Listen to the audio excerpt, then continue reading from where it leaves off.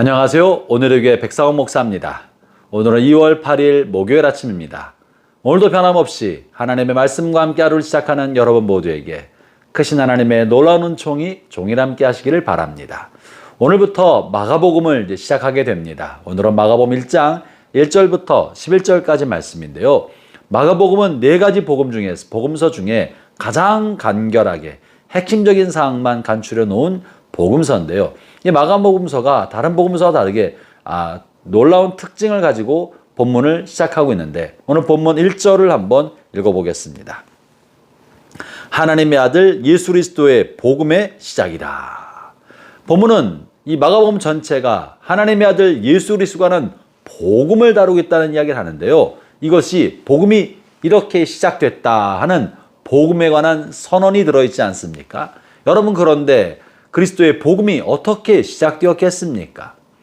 마태복음에서는 예수님의 복음의 시작을 조상의 족보로부터 시작하고 있고, 예수님의 탄생에 얽힌 이야기로 시작합니다.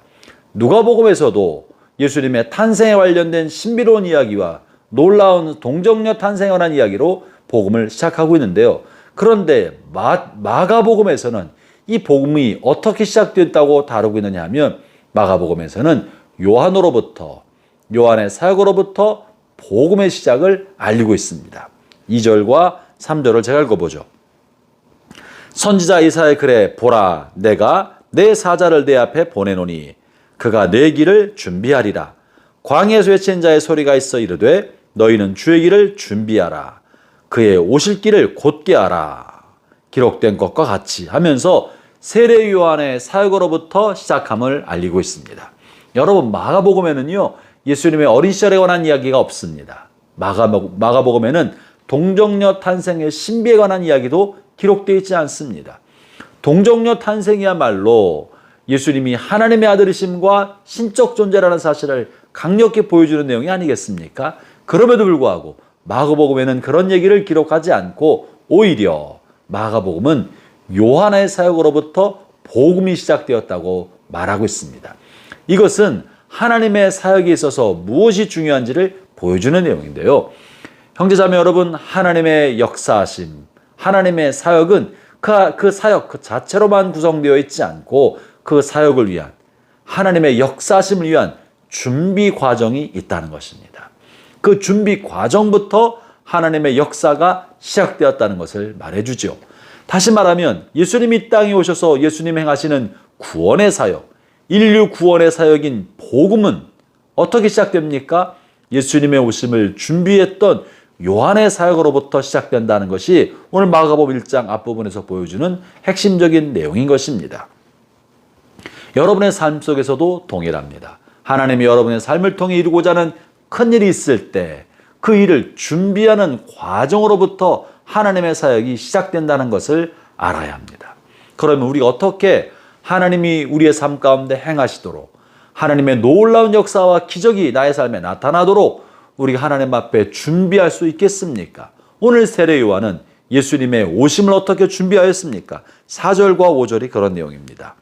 세례 요한이 광야에 이르되 죄사함을 받게 하는 회개의 소리를 전파하니 온 유대 지방과 예루살렘 사람이 다 나아가 자기 죄를 자백하고 요단강에서 그에게 세례를 받더라. 세례 요한이 예수님의 오실 길을 어떻게 준비했습니까? 세례 요한이 준비하고 예비하는 삶부터 복음이 시작되었다고 하는데, 그것이 무엇입니까? 그것은 바로 사람들의 마음속에 죄를 자복하게 하고 사람들 마음속에 회개케 하는 일을 함으로 그리스도가 오실 수 있도록 길을 예비하는 일을 했던 것이죠. 형제자매 여러분, 교회에서도 그렇고 여러분의 삶 속에서도 그러합니다.